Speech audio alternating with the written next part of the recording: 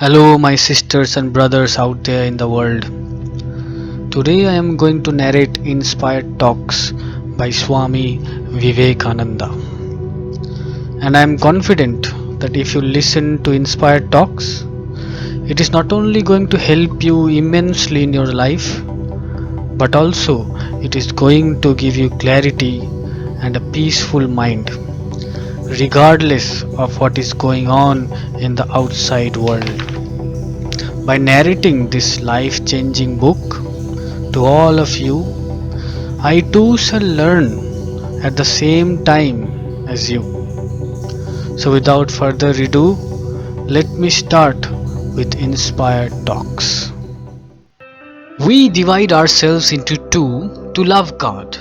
Myself loving myself. God has created me and I have created God. We create God in our own image. It is we who create Him to be our master. It is not God who makes us His servants. It is we who create Him to be our master. When we know that we are one with God, that we and He are friends, then come equality and freedom. So long as you hold yourself separated by a hair's breadth from this eternal one, fear cannot go.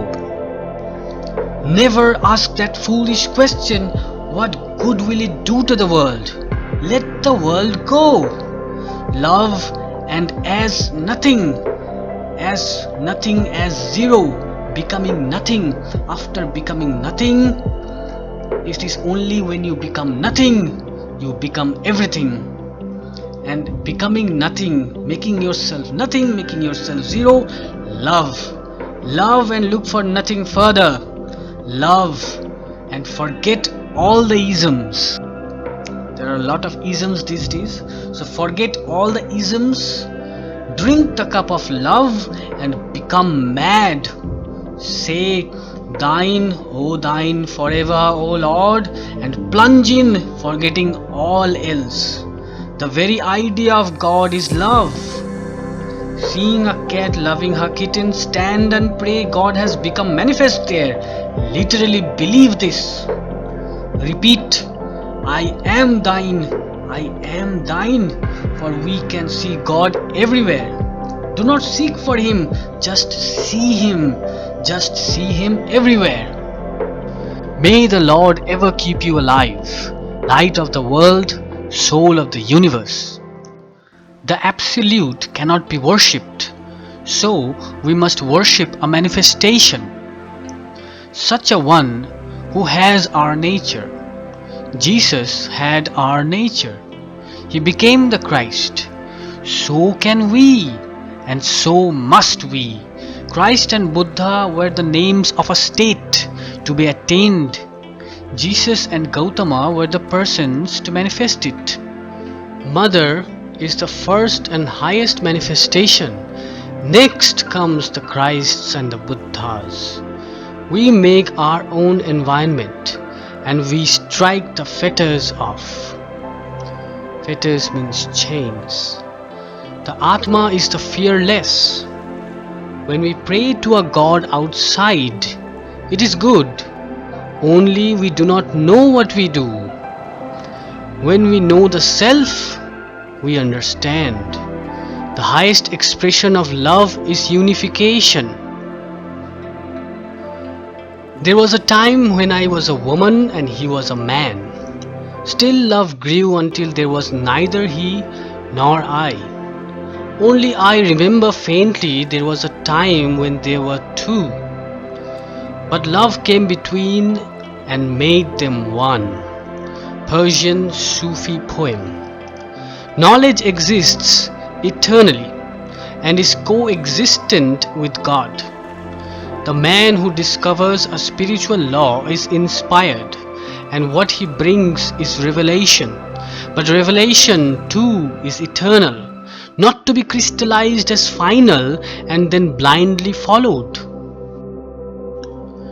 The Hindus have been criticized so many years by their conquerors that they, the Hindus, dare to criticize their own religion themselves, and this makes them free.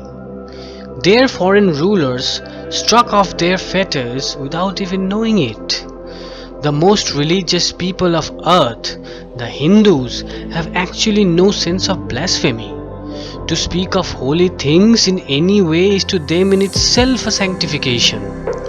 Nor have they any artificial respect for prophets or books or for hypocritical piety. The church tries to fit Christ into it, not the church into Christ. So only those writings were preserved that suited the purpose in hand. Thus, the books are not to be depended upon, and book worship is the worst kind of idolatry to bind our feet. All has to conform to the book. Science, religion, philosophy, it is the most horrible tyranny. This tyranny of the Protestant Bible. Every man in Christian countries has a huge cathedral on his head, and on top of that a book. And yet, man lives and grows. Does not this prove that man is God?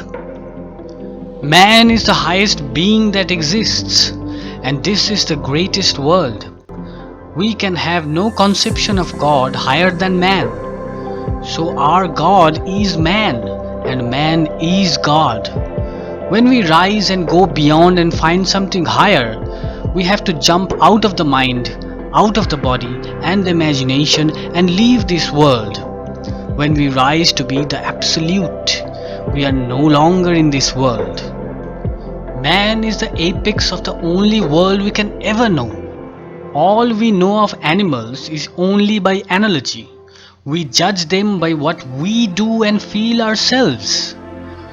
The sum total of knowledge is ever the same, only sometimes it is more manifested and sometimes less. The only source of it is within, and there only is it found.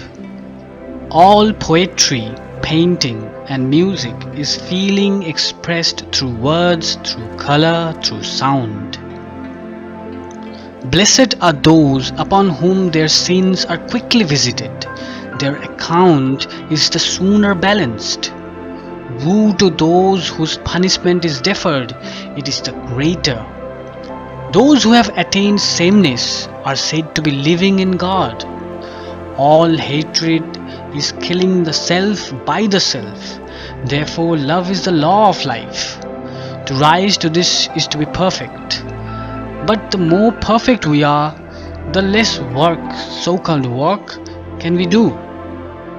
The Sadhvikas see and know that all is mere child's play and do not trouble themselves about anything.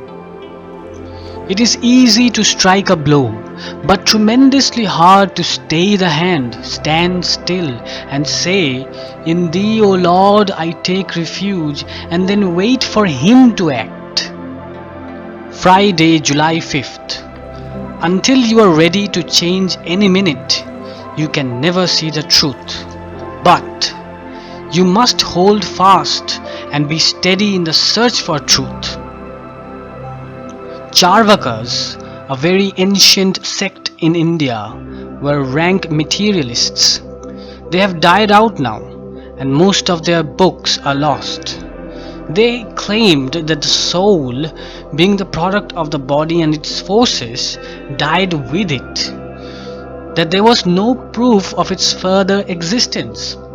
They denied inferential knowledge, accepting only perception by the senses.